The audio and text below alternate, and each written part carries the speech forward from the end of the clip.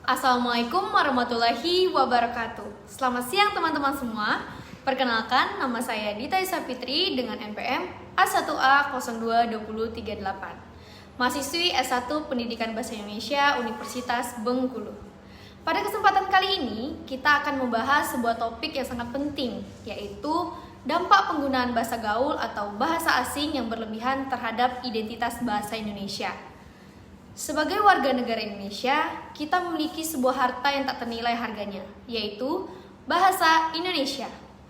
Bahasa ini bukan hanya alat komunikasi, tetapi juga simbol identitas, budaya, dan kebanggaan bangsa. Namun, belakangan ini kita sering melihat penggunaan bahasa gaul atau bahasa asing yang berlebihan.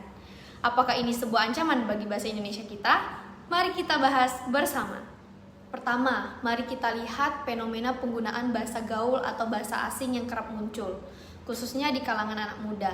Bahasa seperti kata besti, bucin, pap, atau OTW sering kita dengar. Bahkan di tempat kerja atau sekolah, kata-kata seperti meeting, deadline, atau feedback sudah menjadi hal yang biasa. Bahasa gaul yang sering terlihat di media sosial seperti aku lagi healing di Bali guys, voice tempat ini cozy banget, please jangan baper, ini cuma jokes. Sebenarnya tidak ada salah dengan mengenal bahasa baru. Namun, jika digunakan secara berlebihan, ini bisa berdampak negatif, seperti hilangnya kemurnian bahasa Indonesia ketika kita lebih sering menggunakan bahasa gaul atau bahasa asing. Kosakata asli bahasa Indonesia bisa tergantikan. Sebagai contoh, kata teman kini sering diganti oleh besti. Akibatnya, generasi mendatang mungkin tidak lagi akrab dengan kata-kata asli bahasa kita. Dan yang kedua, erosi identitas budaya. Bahasa adalah cerminan budaya. Ketika kita lebih sering menggunakan bahasa asing, tanpa sadar kita mulai meninggalkan identitas kebangsaan kita. Dan yang ketiga, kesenjangan sosial. Tidak semua orang memahami istilah gaul atau bahasa asing. Hal ini bisa menciptakan kesenjangan antara komunikasi antar generasi atau antar kelompok masyarakat. Lalu, mengapa kita perlu menggunakan bahasa Indonesia yang baik dan benar? Karena yang pertama, meningkatkan kebanggaan nasional. Dengan menggunakan bahasa Indonesia yang baik, kita menunjukkan penghormatan pada bangsa kita sendiri. Dan yang kedua, menjaga keberlanjutan bahasa. Bahasa adalah warisan yang harus dijaga.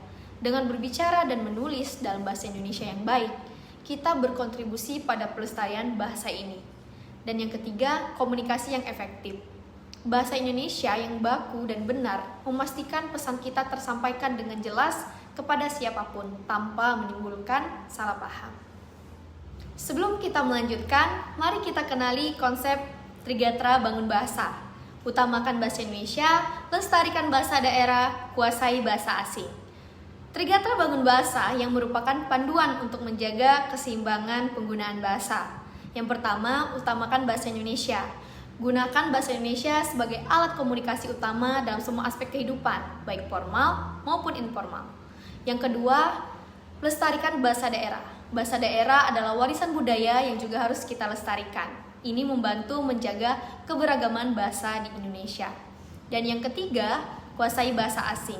Belajar bahasa asing adalah hal yang baik, tetapi jangan sampai mengesampingkan bahasa Indonesia.